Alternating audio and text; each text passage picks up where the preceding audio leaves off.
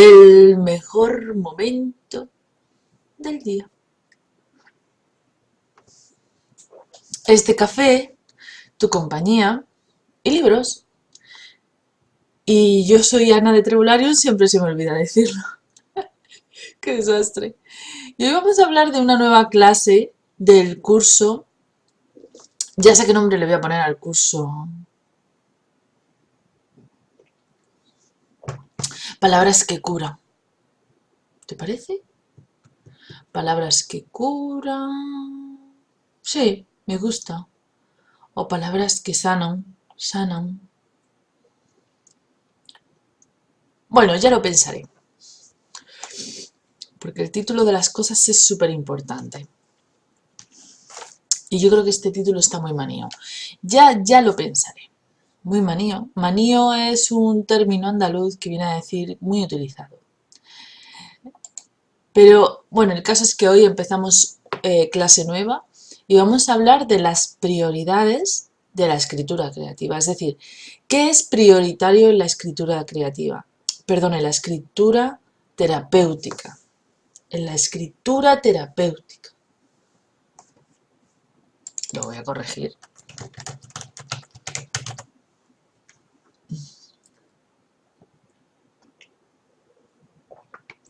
¿Qué es prioritario? Y te preguntarás, ¿realmente es necesario hacerse esa pregunta? Y te respondo que sí, porque no es lo mismo escribir con el objeto de lograr algo, ¿no? Lograr una meta literaria, por ejemplo, escribir un libro, que escribir con fines terapéuticos. No es lo mismo. En primer lugar, el objetivo no es el mismo. Y por lo tanto, las cosas que necesitamos para cumplir ese objetivo no son las mismas. Así que por ese motivo es importante establecer lo que es prioritario cuando nosotros vamos a escribir para sanar. Y pues lo principal, lo más importante, las cosas, lo más necesario, antes que ninguna otra cosa, decíamos en la clase anterior que básicamente había dos posibilidades, dos ejemplos por los cuales escribimos con fines terapéuticos. El principal y más importante es el de desahogar, desahogarse, el de soltar, soltar. Porque muchas veces simplemente tenemos dificultades para soltar lo que tenemos dentro de nosotros. Y a veces es porque a lo mejor vivimos en un entorno peligroso donde soltar es peligroso. Y bueno, pues escribimos para soltar. Y la otra opción era buscar un estímulo, buscar un objetivo, un estímulo que nos permita avanzar. Y poníamos el ejemplo de una depresión en el que, bueno, pues la persona que escribe necesita un estímulo para avanzar, para no dejarse imbuir por ese sentimiento de la depresión y quedarse paralizada en él. Entonces, ¿qué va a ser lo principal o prioritario? Pues, evidentemente, desahogar. Escribir sin concierto, escribir lo que hay dentro. Eso es lo más importante, escribir lo que hay dentro. Por lo tanto, será más importante la historia en sí que la manera en que esté narrada esa historia.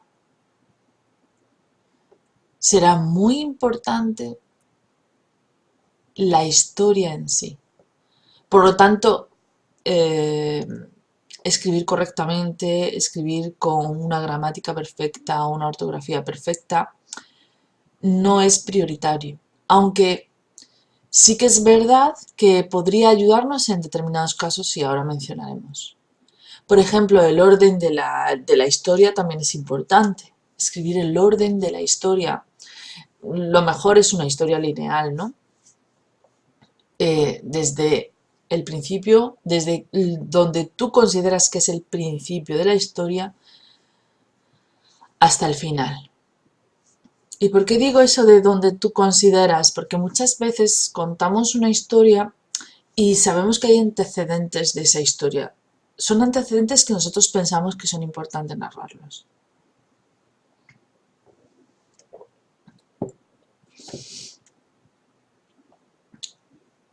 es el famoso por qué. Me ha pasado esto porque me pasó aquello, porque a su vez me pasó lo otro, porque...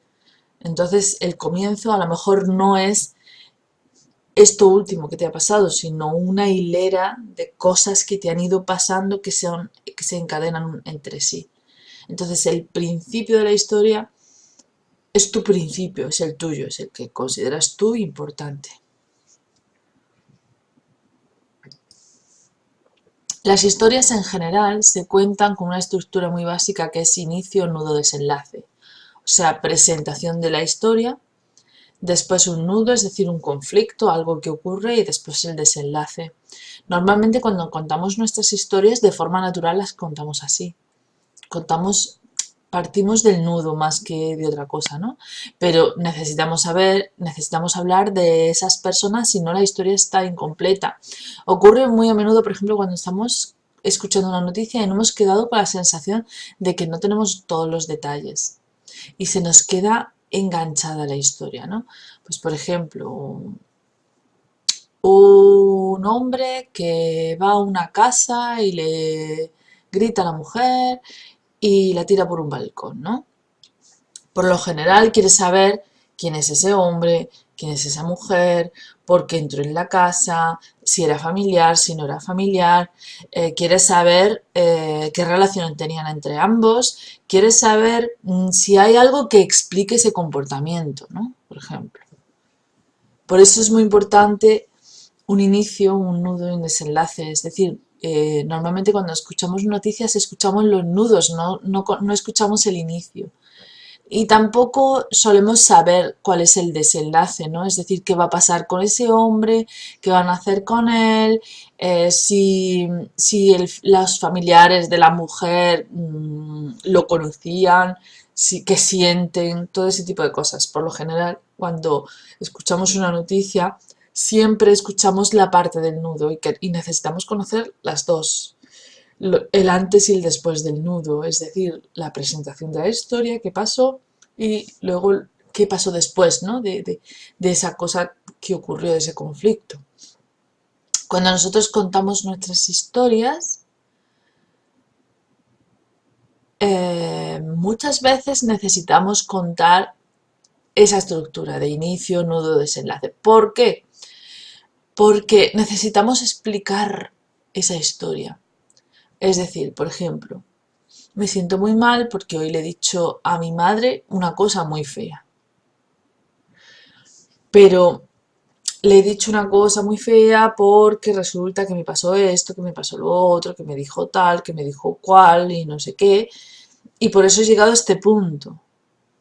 Y ahora quiero arreglarlo, quiero, no sé, conciliarme con mi madre, etcétera. Necesitamos explicar por qué nos pasan las cosas que nos pasan.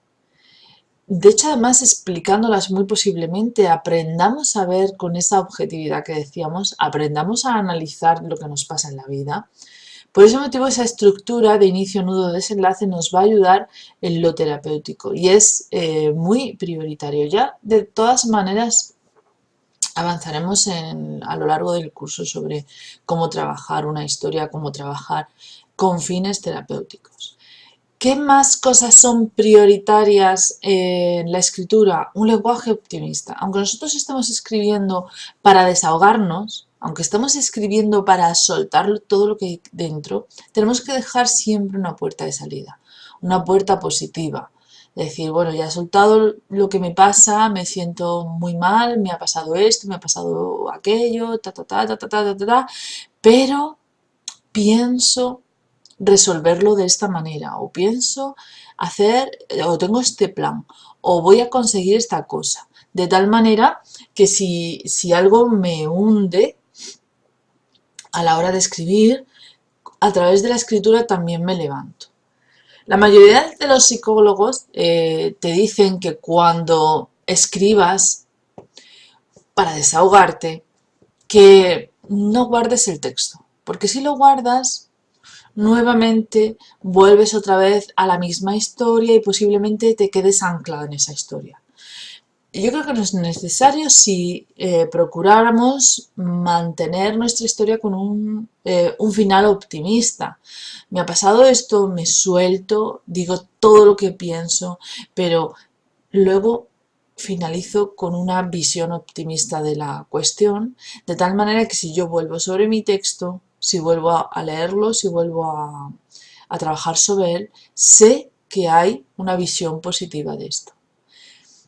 ¿Y es importante o no guardar el texto? Pues depende de... Primero depende de si somos escritores o no. A los escritores nos es muy útil utilizar esos textos de desahogo porque los podemos utilizar para muchas cosas, ¿no? Para otros libros, para personajes de nuestras novelas, o sea que esos textos nos son muy valiosos porque están escritos con una emocionalidad auténtica y siempre es muy difícil artificiar una emocionalidad que utilizar una emocionalidad que es auténtica, que se ha sentido y que se ha vivido y que se ha experimentado. Entonces esos textos son muy valiosos. Para una persona que simplemente escribe por soltar, pues a lo mejor no necesita esos textos. Entre otras cosas porque a lo mejor son peligrosos. Cuando escribimos para soltar, si... Mira, por ejemplo, en uno de los casos donde es muy útil utilizar literatura terapéutica es cuando estamos viviendo con un maltratador. Cuando estamos viviendo con un maltratador es ideal soltar todo lo que tenemos dentro de nosotros. ¿Qué ocurre? Que si por casualidad nuestro maltratador lee ese texto, y eso es muy típico porque muchos maltratadores registran las propiedades y las intimidades de sus parejas, entonces si en algún momento descubre lo que has escrito, tienes un gran problema.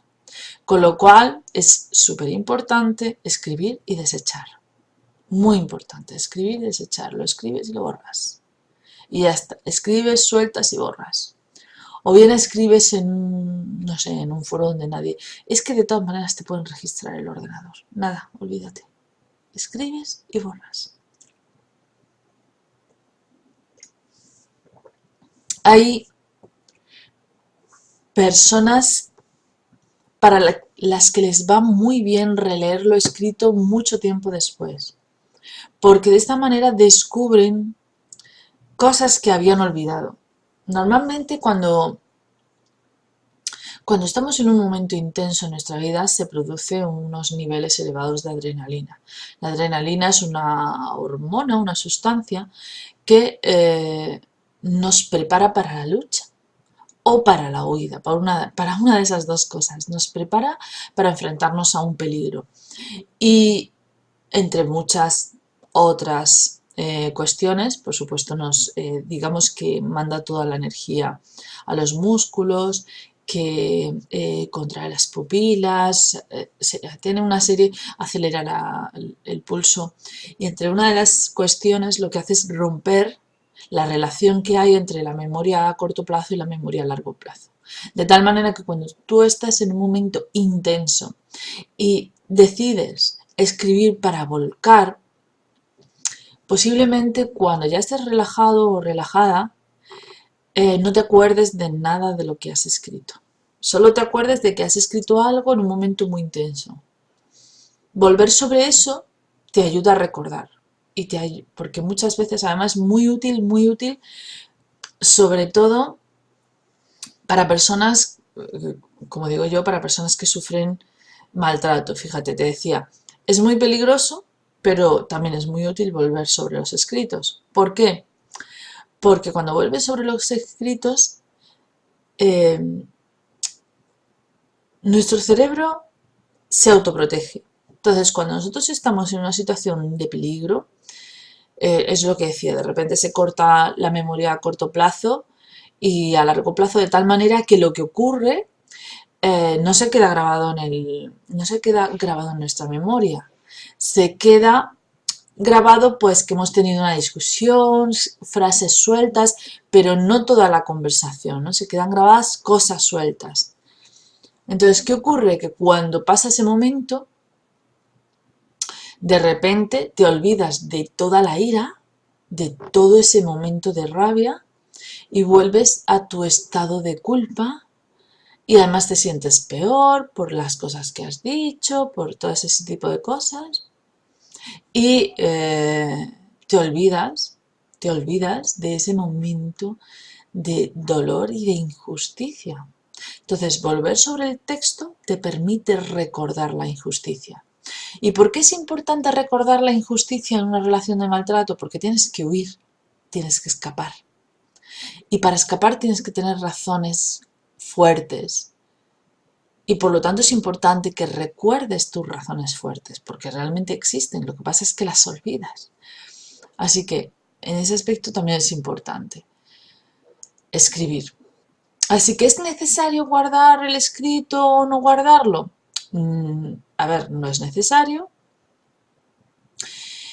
no es prioritario, pero podría serlo para estos casos que te he mencionado, para gente que necesita recordar por algún motivo práctico, no por algún motivo de regodeo, sino por algún motivo práctico. Te hablaba de dos ejemplos. La víctima de maltrato que necesita entender que necesita utilizar la rabia para actuar en consecuencia, o la gente, por los escritores que necesitan esa rabia para su arte, para su creatividad. Eso también es importante. Y prioritario, muy prioritario en el mundo de la literatura terapéutica es que no hay restricciones. No te puedes poner restricciones, si no, no estás haciendo terapia. Necesitas soltar. Te lo digo, te lo he dicho desde la primera clase, el papel lo aguanta todo.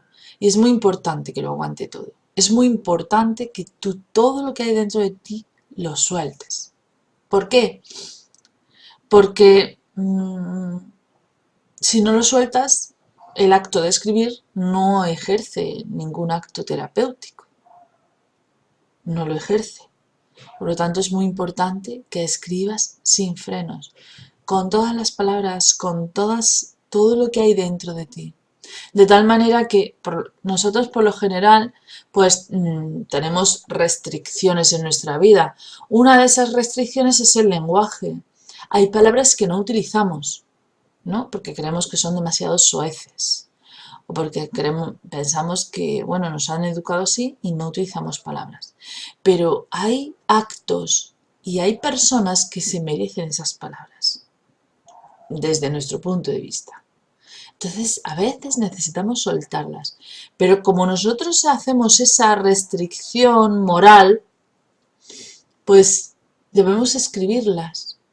Es importante que cuando estamos en el papel, cuando estamos escribiendo sobre el papel, no haya ningún tipo de restricciones, ni restricciones verbales, ni restricciones de pensamiento. Mira, hay personas,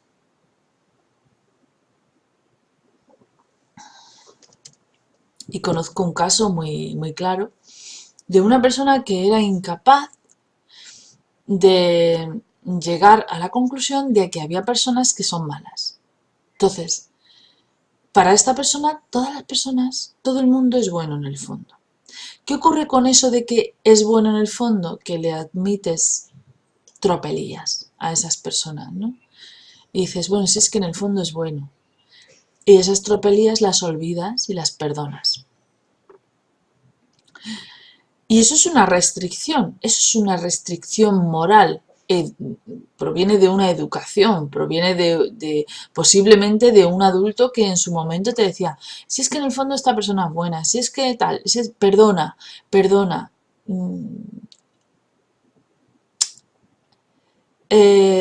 Olvídate de eso, no le hagas caso, no tiene importancia. Y cuando un agravio detrás de otro no le damos importancia, no le damos importancia y nos volvemos demasiado tolerantes con los agravios de los demás, pues entonces tenemos una restricción moral importante porque en realidad no nos permitimos a nosotros sentir lo que necesitamos sentir. Y cuando ¿Te das cuenta que no puedo decir la palabra? Cuando un hijo de su... Cuando un X... Cuando un personaje, un individuo indeseable, te hace un daño importante,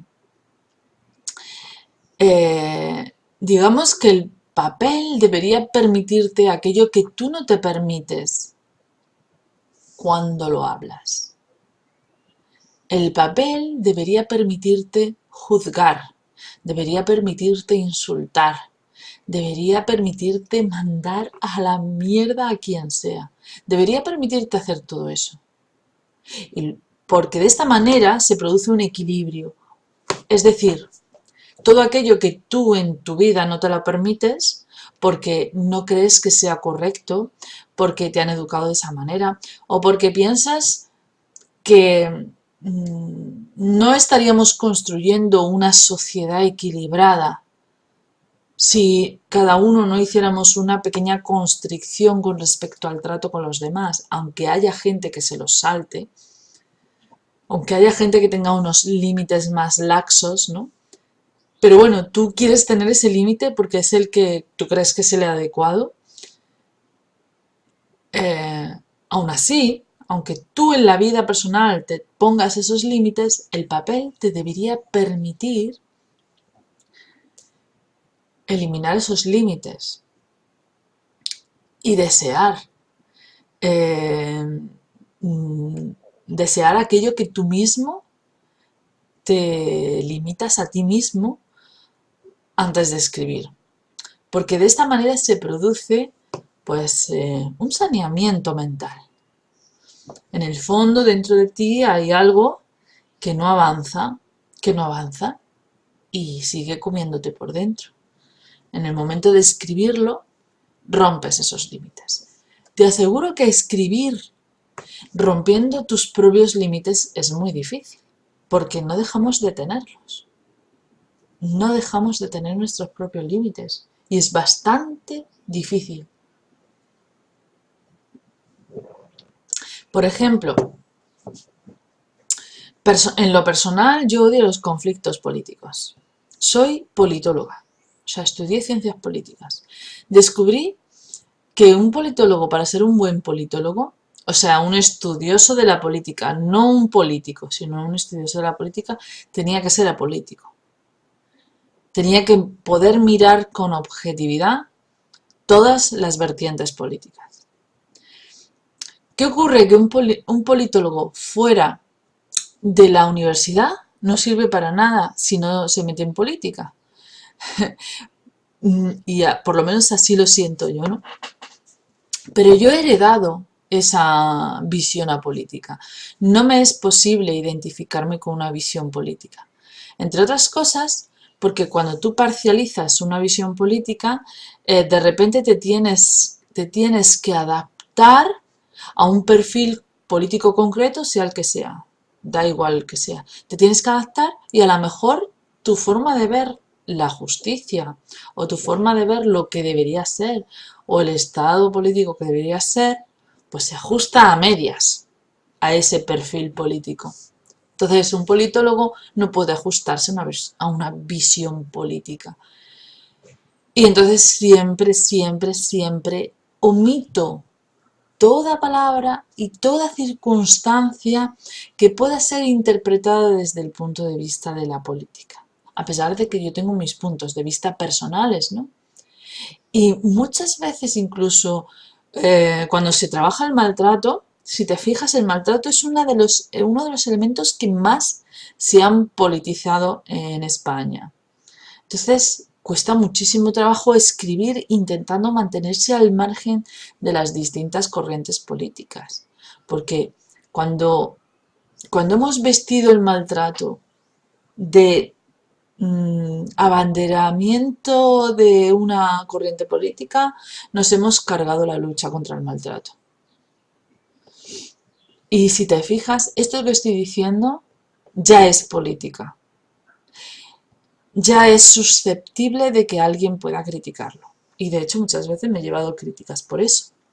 Porque yo personalmente me pongo en lugar de una víctima, sea niño, adulto, hombre, mujer, homosexual, sea lo que sea, todas las personas somos víctimas potenciales de un maltratador. Y por lo tanto, es muy difícil intentar escribir contra el maltrato y que alguien no te ponga una etiqueta política. Muy difícil, lo digo por experiencia. Y no es mi deseo posicionarme políticamente, porque soy apolítica. No es mi deseo. Entonces, ese tipo de restricciones surgen en cualquier aspecto de la vida. Y por lo tanto, si queremos hacer literatura terapéutica, tenemos que conciliarnos con lo que somos nosotros y cómo pensamos en el fondo. Aunque eso no lo puedas enseñar a nadie, porque contradice con toda la gente que hay a tu alrededor. Pero escribirlo es importante porque te permite conciliarte con tu dimensión, con esa dimensión de ti mismo que has ocultado de cara a la galería. Tienes que conciliarte contigo mismo, con lo que tú eres, con lo que se remueve dentro de ti. Luego coges tu papel, lo rompes, lo tiras a la basura, lo quemas y vuelves a ser el que eras de cara a la galería. Pero de esta manera ya te sientes identificado, has encontrado una identidad. Es como tu alter ego, es como si fueras un superhéroe, ¿no? Que a escondidas se pone un traje de colorines y de cara a la galería pues tiene un alter ego que es adaptado a la sociedad para que nadie sepa que tiene una doble vida. Pues el papel sería como tu doble vida, lo que te permite ser tú mismo, que eso es vital, es muy importante. Es muy importante para no pudrirse por dentro, para encontrar esa equidad que necesitas de ti mismo, para ver tu cara fea, esa que ocultas, porque esa cara fea dice mucho de ti mismo y te enseña muchas cosas y no es tan fea como parece. Así que es importante que escribas sin límites y sin restricciones. Yo creo que sería la regla número 1 de la literatura terapéutica. La regla número 1, por encima de cualquier otra cosa. Lo más importante, lo más trascendental es que escribas sin límites. Y aquí vamos a dejar la clase de hoy, que yo creo que ya tiene bastante mandanga. Así que hoy brindo mi café, porque no necesites literatura terapéutica, pero que si la necesitas, te sea muy útil.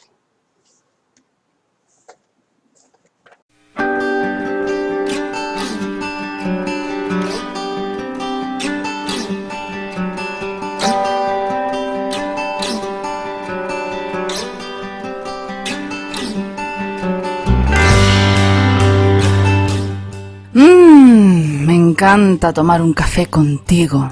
No sé por qué los escritores y los lectores no podemos prescindir de nuestro mundo de ficción con un buen café.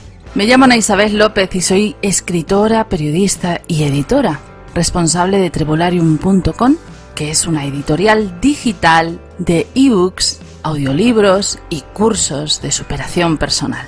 Te espero si quieres escribir tu gran proyecto. Y te espero si estás buscando respuestas a algo concreto de tu vida. Recuerda que nuestros escritores y formadores trabajan duro para que encuentres lo que tu corazón necesita para avanzar. ¿Te sumas?